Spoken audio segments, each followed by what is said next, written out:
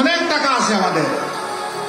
এই যে চুরেরা চুরি করে বাংলাদেশ থেকে 28 লক্ষ কোটি টাকা বিদেশে পাচার করেছে, আল্লাহ যেন তৌফিক দেন ওদের পেটের ভিতরে হাত ঢুকিয়ে সেই টাকা যেন নিয়ে আসতে পারি।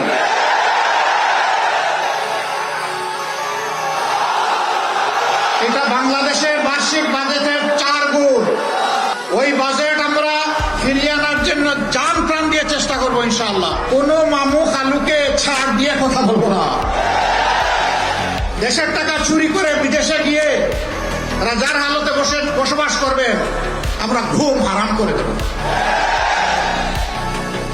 ওদের শুধু সম্পদ নয়, এই চুরদেরকে দেশেও ফিরিয়ে আনা হবে ইনশাআল্লাহ।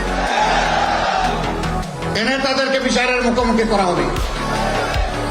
আশ্চর্য, এই জাতি একটা মুরগি চুরি করেছে, একটা ছাগল চুরি করেছে, এরা ধরে পিঠায় মেরেও ফেলে হচ্ছে। এগুলো আমরা সমর্থন করি না।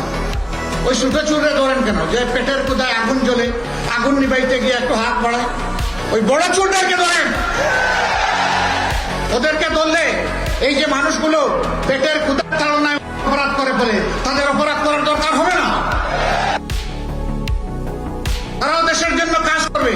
কেউ কেউ প্রথম দিকে না ভোটের পক্ষে ক্যাম্পেইন করেছেন, জনগণের উত্তাল তরঙ্গ দেখতে পেয়েছে।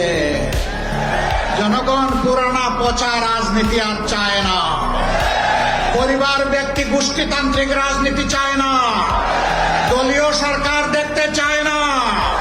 জনগণ জনগণের সরকার দেখতে চায়। এখনই যারা মানুষের উপর অত্যাচার করে, নির্যাতন করে, চাঁদাবাজি করে, লুণ্ঠন করে জনগণের সম্পদ, ক্ষমতায় গেলে এরা কি করবে? সারা বাংলাদেশকে কামড় দিয়ে খেয়ে ফেলবে। মা বোনদের ইজ্জতের ধার ধারবে না।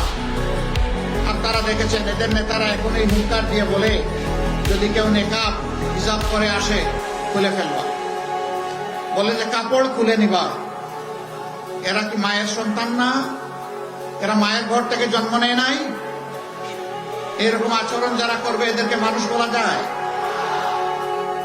আমি তার প্রতিবাদ করি, এখন আমার পিছনে লেগে গেছে। তোমাদের ওই সমস্ত লাগালাগির কোন পরোয়াই করি? পরোয়া করি শুধু আল্লাহ তাআলাকে, পরোয়া করি নিজের বিবেককে। বিবেক দিয়ে যেন কারো কোনো ক্ষতি না করি, সেইটাকেই পরোয়া করি। তোমাদের ওই সমস্ত নোংরা জিনিসে পড়ে থাকার কোনো সময় আমাদের নেই।